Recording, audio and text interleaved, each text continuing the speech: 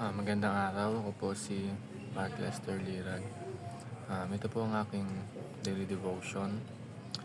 All glory belongs to the Lord, na tinalakay po ni Pastor Russell Ocampo sa 265 daily devotion. Ang Bible verse po ngayong araw ay galing sa Psalm chapter 68 verse 19. Sabi po dito ay, Praise be to the Lord, to God our Savior, who daily bears our burdens. Sabi po dito isa, purihin natin ang Panginoong Hesus na tagapagligtas natin na laging magdadala ng ating mga bigat sa buhay or problema sa buhay. At hindi dapat araw-araw nating i-praise ang ating Panginoon upang isa rin to sa pasalamat, sa isang way ng pasalamat sa Kanya. Kaya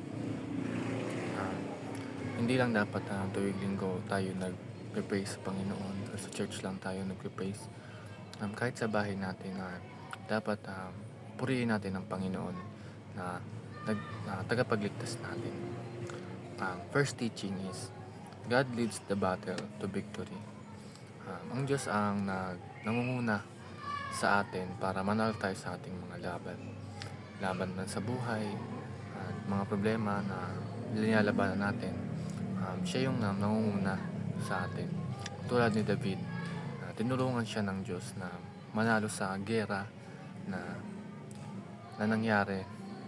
At kahit pagtapos ng gerang ito is pinupuri niya ang Panginoon. Kaya pag tayo is nanalo sa isang laban or meron tayong na-achieve, purihin natin ang Panginoon dahil siya yung nanguna para maabot natin ang tagumpay. At huwag natin i-claim na tayo ay mananagumpay na dahil lang sa gawa natin, dahil magaling tayo. Tayo ay nagtagumpay lamang dahil nanguna sa atin ang Panginoong Hesus. Ang second teaching is God carries our burdens daily. Hindi lang tayo yung nagdadala ng ating bigat na nararamdaman sa ating buhay. Si Jesus din ay dinadala ang ating mga burdens sa araw-araw.